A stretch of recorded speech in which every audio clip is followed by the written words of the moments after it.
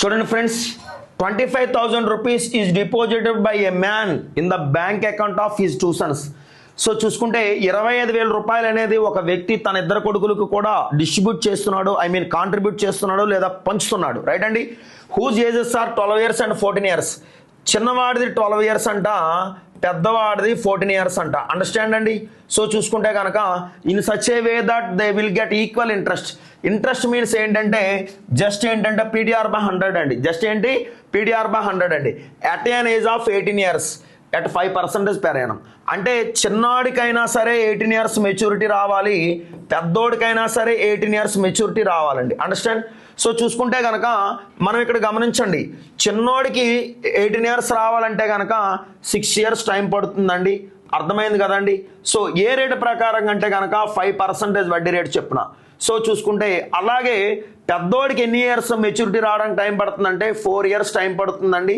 So 5% వడ్డీ rate చెప్పున.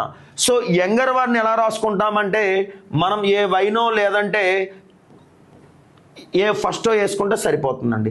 Elder one ఏం రాసుకుంటామంటే ఏ క్యాపిటల్ ఈ రాసుకుంటామండి. So both of 5% gets cancel అండి.